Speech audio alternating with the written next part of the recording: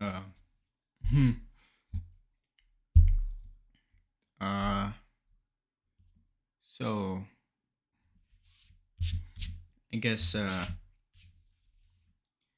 I'm making this video cuz I've got this commander deck here. My commander is Soul of Windgrace. I don't know if this is gonna. I think this camera autofocuses. Let me see if I can get it to work. Oops.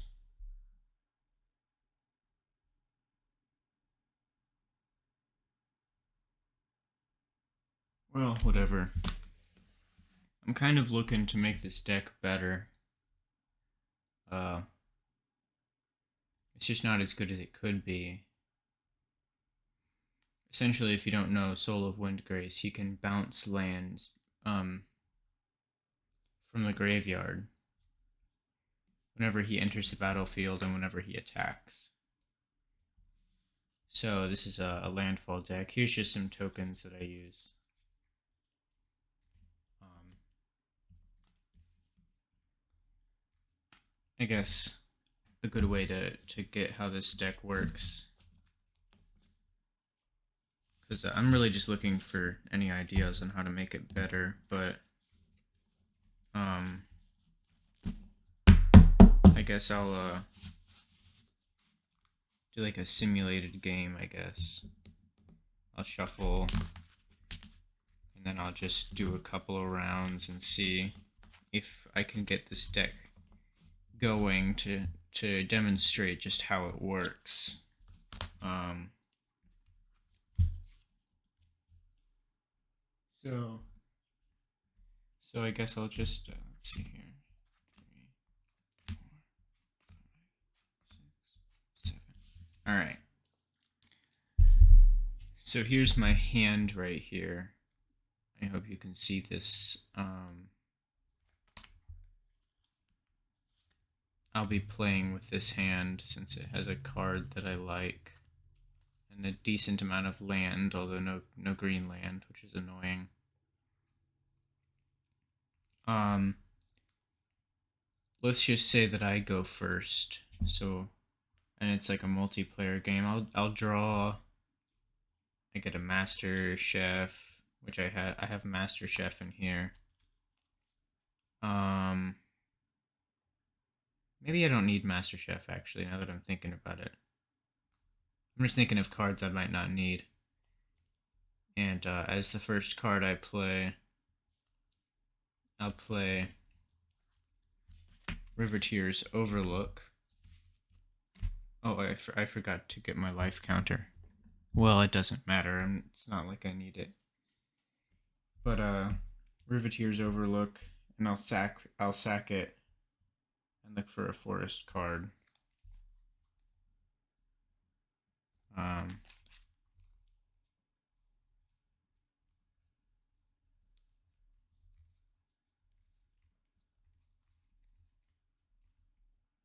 there's a forest card, so that enters the battlefield tapped.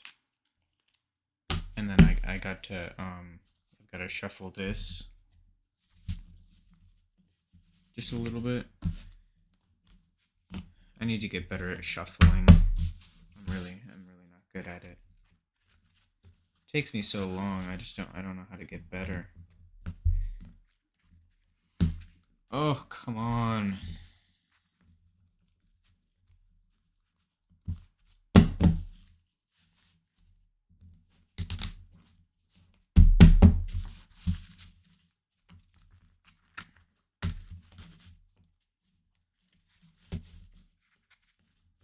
All right.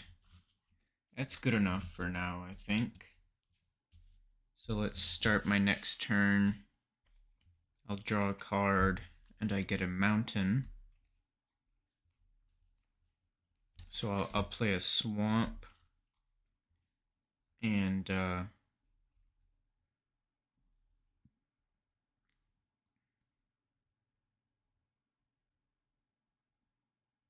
I'll pass my turn. And the next turn I play a mountain. And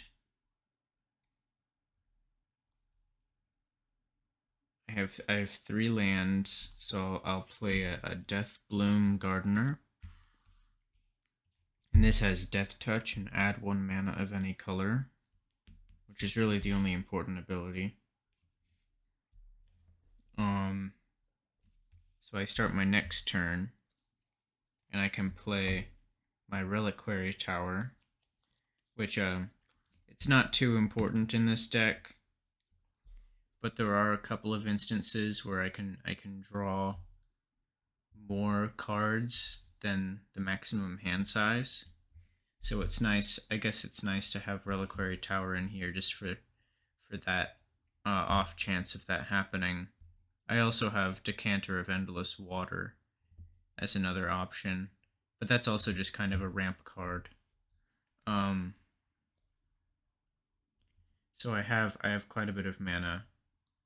So I'll actually what I'll do is I'll play Grazing Gladeheart for 3 mana. And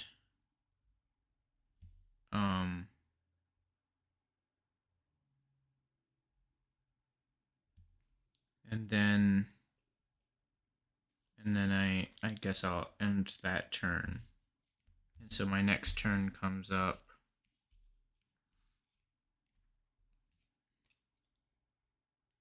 Okay. I should be showing you what I'm drawing. I realized I'm not doing this great. This is Cut Down, which is that's from the new set. So then this turn, what I would do is I'd play Soul of Windgrace. And whenever he enters the battlefield, he brings a land card from my graveyard.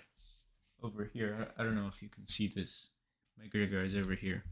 He brings this out, and as soon as this enters the battlefield, it gets sacked, because that's what the ability says. And I search my library for a forest or a mountain card. I'll just take this mountain card. The first one I saw. I don't feel the need to shuffle since I didn't see any other cards. It of course enters tapped, but landfall activates twice. So on that turn alone, I gained 5 life, which I know some people don't think is that important, but just passively, it is nice to have, I think. And then I guess I could play this enchantment, Master Chef. I don't know if you know what Master Chef does, but it just makes creatures enter the battlefield with +1 counters on them, which is all right. It's pretty cool, I guess. And then let's say my opponent has something annoying that I want to get rid of. I can use Broken Wings. I don't know if you know what Broken Wings does. It destroys an artifact, an enchantment, or a creature with flying for 3 mana. And I could, if there was something really bad this turn, then I could play Dark Ritual and then play Broken Wings by tapping this for a green mana, and also using the 3 mana I got from Dark Ritual. So I guess maybe there's a possibility I just got rid of something. I guess I could also play Cut Down on this turn if I needed to. If somebody had a creature I didn't like. Because there was 1 extra black mana from Dark Ritual. So then we'll go to the next turn, I guess, and we'll draw a card. I have no more cards in hand. I've gotten Abundant Harvest. Choose a land. Choose land or non-land. Reveal cards from the top of your library until you reveal a card of the chosen kind. Put that card into your hand and the rest in the bottom of your library in any order. So I'll cast that and choose non-land. And I got Druid class, which is cool. So I think I would play Druid class this turn. Then I think if if there was an opponent that I could safely attack with Soul of Windgrace, let's say there's 4 people, so the chances of that are pretty high. I attack with Soul of Windgrace, which brings out the Riveteer's Overlook again. It gets sacked immediately. I search my library for a forest this time. So that activates landfall twice. And because of Druid class, that means that I gain 7 life this turn. I think that unless somebody was dealing massive damage to me in these early turns, I think that would put me close to 50 life by now.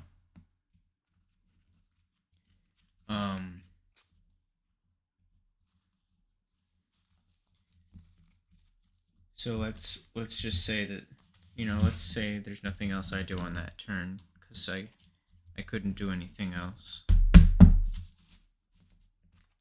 And I'll untap everything and draw a card, and I get a forest. Now you might say that it would be a good idea to play this forest.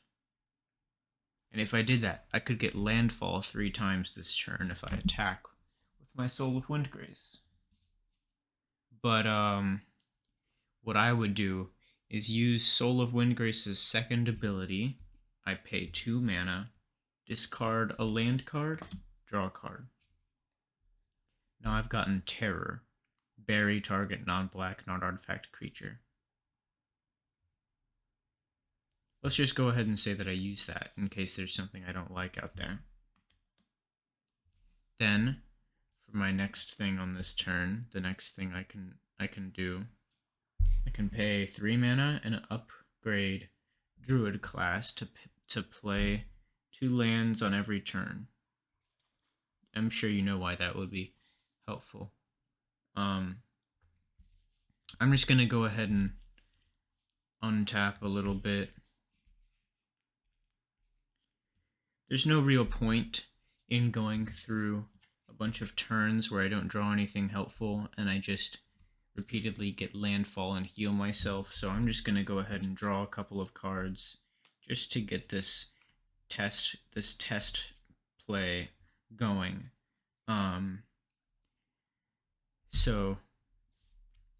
So I've drawn a few cards.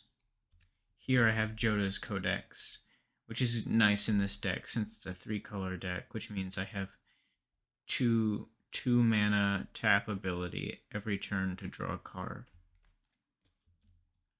Here I have Reclaim the Wastes, which helps me get lands out of my library. I don't know if that's too helpful, but I think I'll keep it. Survivor's Bond. I don't actually use that all that much, since most of the things that end up in my graveyard is instants and sorceries. I might get rid of that. I'm going to put that up here. I'm going to put that over here to remind myself I might get rid of it. Hunter's Insight. Now, Hunter's Insight is very interesting. So let's say I attack someone with Soul of Windgrace. That means I draw. Oh, I guess, I don't know if you know what Hunter's Insight does. Choose target creature you control. Whenever that creature deals combat damage to a player or planeswalker this turn, draw that many cards. So if Soul of Windgrace attacks someone, or deals combat damage to them, I mean, he does 5 damage, so I would draw 5 cards, I guess. So let's just say I do that. Ah, man, I'm not getting any landfall abilities really, other than healing. I think that's definitely one of the big issues of this deck, is there's not too many landfall abilities. Let me just draw a couple of cards until I find something that really would pair well. Here I have Glorious Sunrise, which I only have in here to draw more cards, really. I don't have good card draw in here. Colossal Majesty is also a good way to get more card draw. A landfall ability I have in here is Scoot Swarm. I'm sure you expected that to be in here.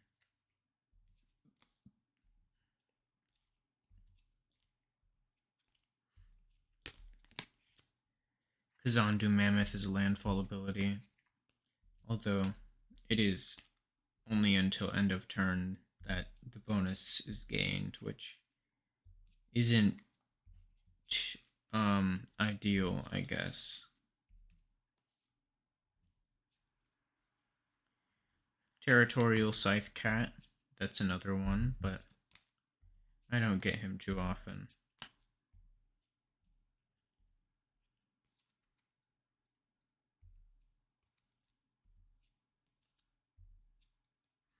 I have Topiary Stomper in here. I don't know if I really need Topiary Stomper.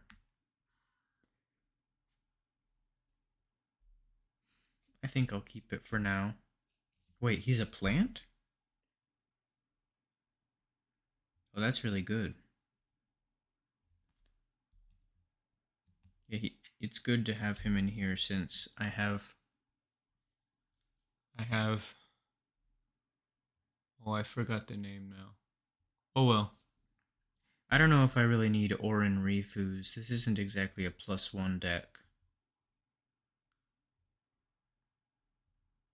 Perhaps I should remove it, as well as Invigorating Scourge, which doubles the number of +1 counters on a target creature.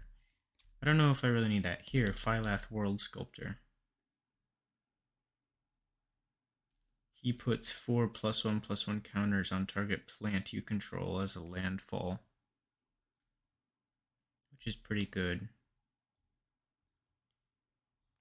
And that would work on Topiary Stomper, since Topiary Stomper is a plant. Yeah, I don't know if those cards that I put up here, I don't know if those are necessary. Here's Brushfire Elemental. That's a landfall ability. Here's a ramp card I have, Elysian Caryatid.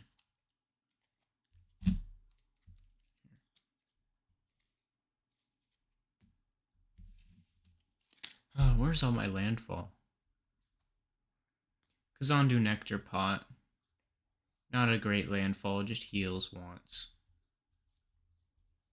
I think probably... Oh, here's Skyclave Pickaxe. I like to put that on my commander. Here's Roaring Earth, which puts a +1 counter on creature or vehicle with a landfall.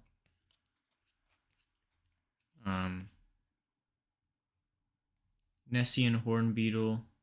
It's a +1/+1 counter every combat if there's a creature with power 4 or greater. It's not that great, and I might remove it. Nissa of Shadowed Bows gets a loyalty counter as a landfall. This is kind of like a landfall, except it's for every time a land card goes in the graveyard. I gain 1 life, which is nice because it means that like once every turn, that would be a little bit of life gain since I'm bouncing lands into my graveyard constantly. Spitfire Lagak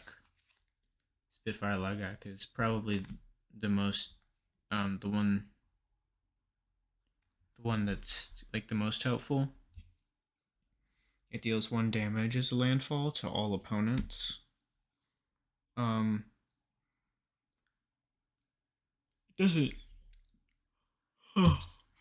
doesn't seem like much, but when you're activating landfall multiple times every turn, it adds up quite a bit. I think I had the Geopede in here, which was essentially the same as Kazandu Mammoth, or Brushfire Elemental, except it was red and had a fairly high mana cost. But I removed it. Maybe I should put it back.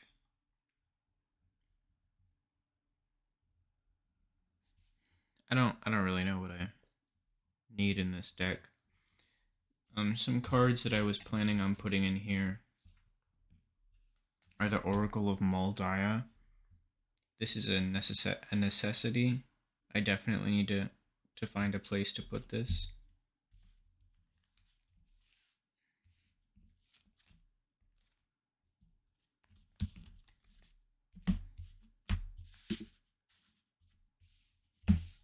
There. I need to find a place to put Oracle of Moldiah. Another card I was thinking of adding is Ashaya, Soul of the Wild. He makes all of my non-token creatures lands. Well, forests, actually. He makes them forests. Lotus Cobra has a landfall that gives me more mana.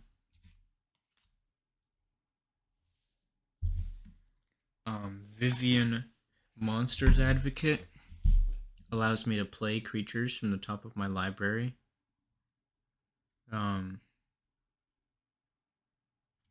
It's decent, I think. I might like that. It would pair well with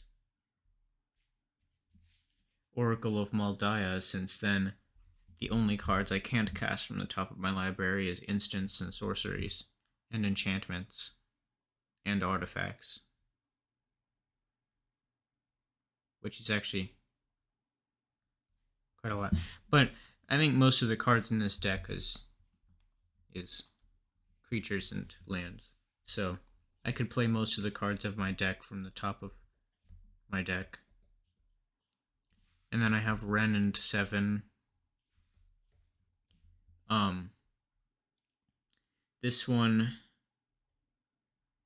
just gets lands more. And it also gets things out of the graveyard with its the big ability. It's nice, but I would need a way to protect it so that I don't accidentally end up milling myself and heavily regretting it because I don't get to take all the stuff out of the graveyard.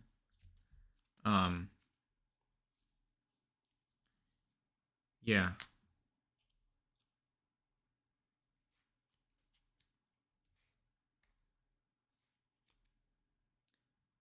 I have Proliferate here, which isn't that helpful. +1/+1 counter, and then Proliferate. And then this is draw a card, and it costs 1 less to activate for each +1 counter on creatures you control. So I don't know if I need that or if I should get rid of these, since maybe I should just get rid of the +1 counter cards in favor of other cards. I'm thinking of putting an Arcane Signet in here, although with all of the land I have, I don't know if I need this. Arcane Signet or other mana rocks, really, in that regard. I don't know if I really need them. But,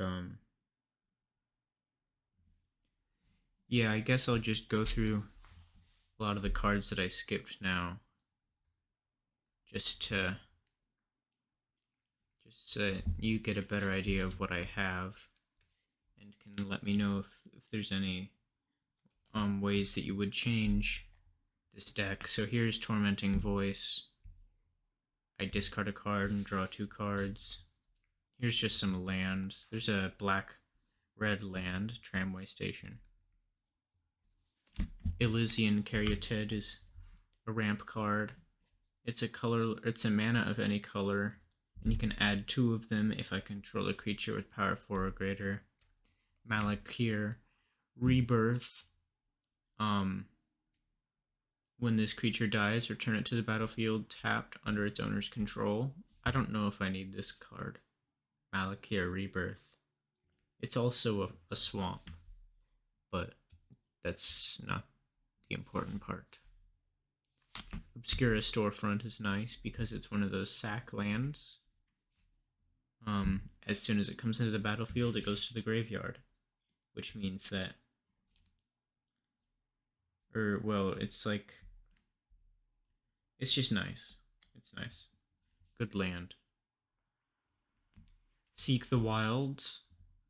It's kind of a draw card. So I like having that in the deck just to get cards that I need faster. Phylath is necessary. Topiary Stomper is interesting. I think I like to keep him. Decanter of Endless Water is just a mana rock. Zephyr Boots. I have that to put on my commander so that he can attack people and activate his ability and have less chance of being blocked and killed.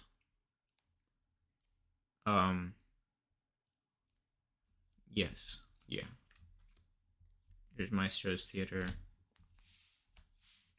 Tangled Florahedron is a ramp card. Just a creature to tap for green. Natural Order helps me. I sacrifice a green creature and I search my library for a green creature. That helps me get Scoot Swarm. Throne of Makindi. I don't think I need this land card. I'm not sure why I put it in here.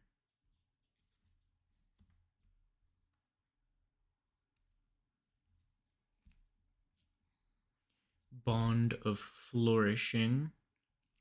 That's the same as Seek the Wilds, pretty much. Rabid Bite. That's just a nice card to deal with my opponents. Dryad's Revival. That's nice if my commander's cost becomes higher than Dryad's Revival's cost. As well as if there's something else in the graveyard I need. Scale the Heights. It's a pretty cool card, I think. It's got 4 different abilities that activate for 3 mana, so I think it's pretty good. I don't know. You put a +1 counter on a creature, you gain 2 life, you can play an additional land this turn, and you draw a card. So it's pretty good. Balagad Recovery just gets something out of the graveyard. Bloodchief's Thirst is another card. I don't remember the name for those cards, like Murder and whatnot, but there's a term for them, but this is one of those cards. Just lets you kill a planeswalker or a creature, which is nice.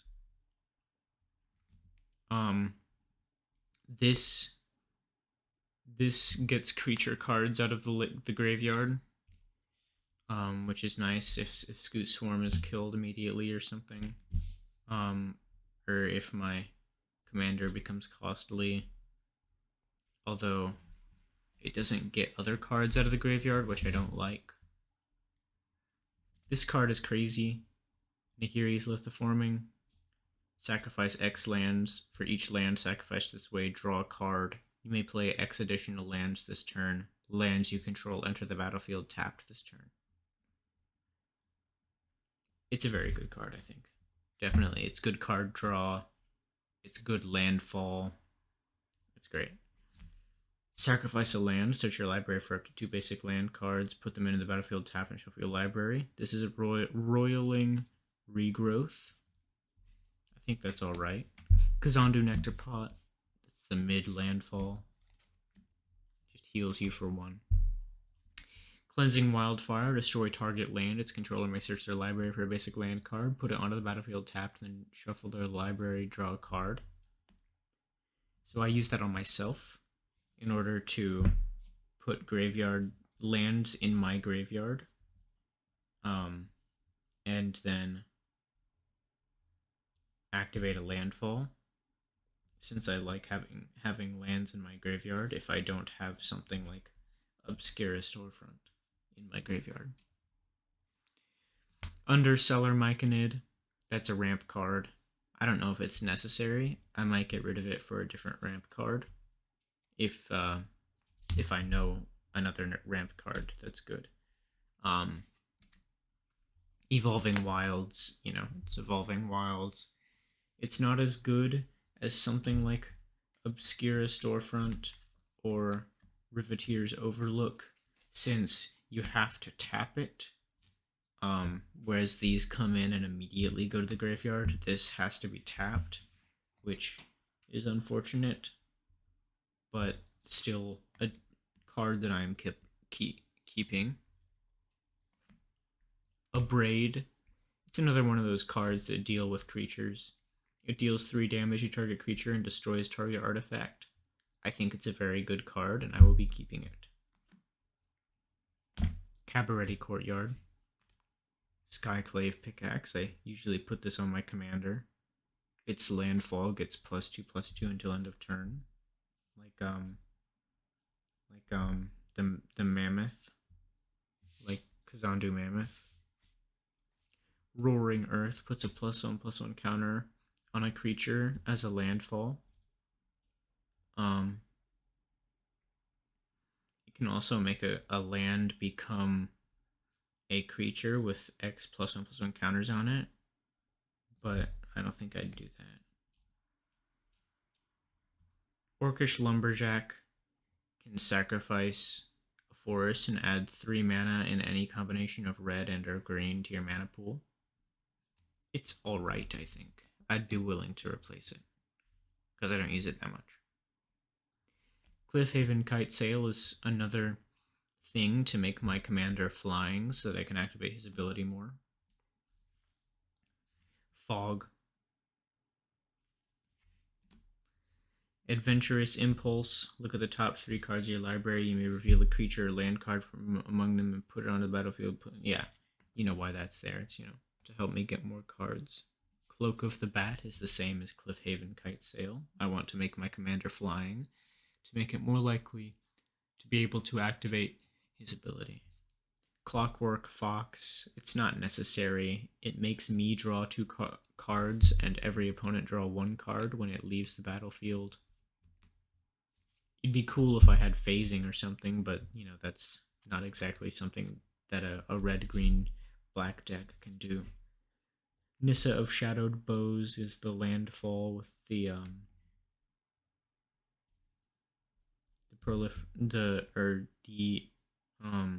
loyalty counter.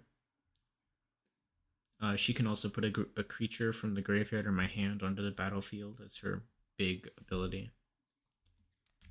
I have Stupor in here, which makes my opponent discard 2 cards. I'm going to get rid of it because I don't like it. It's not useful. Thriving Grove. That's a nice card, I think. Skola Gravedancer heals for 1 every time a land is put in the graveyard. It's alright. Skyclave Relic is a ramp card with a kicker that gives it a larger ramp. I like having that in here. Choking Sands. It destroys a non-swamp land. I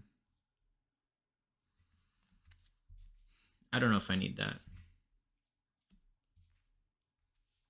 Yeah, I don't know if there's anything I'm missing. But again, here's the cards that I want to put in here. Vivian, Monsters Advocate. Ren and 7. Lotus Cobra. Ashaya, Soul of the Wild. Oracle of Maldaya.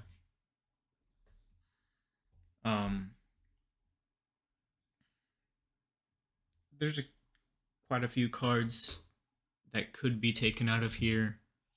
Some cards that I do want to take out of here. I don't know if I should take out... Where did I put them? I don't know if I should take out these cards that deal with +1/+1 counters.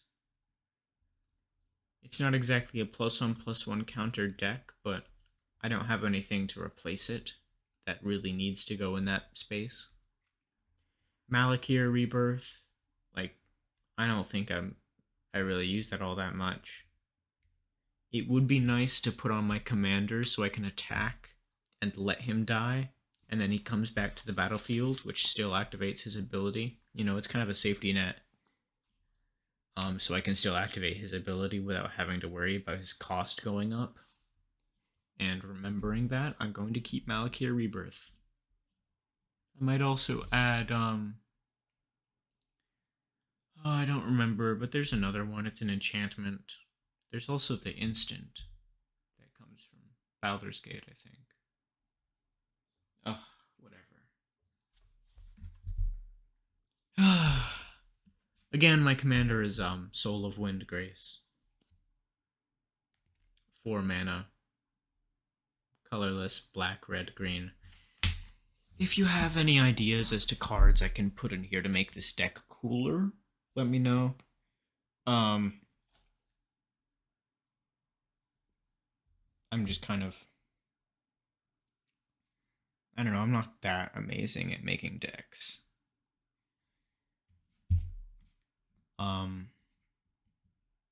So yeah, please let me know if there's a card that I am keeping that I shouldn't. I don't know. The number one thing you can't do is tell me this deck is bad, because I like this deck. I like playing this landfall deck. It's very fun. It entertains me quite a bit. So if this is close to the best this deck is gonna get, oh well. I will keep playing it because it's fun. But anyways, yeah, please help me out if you feel the need. Bye.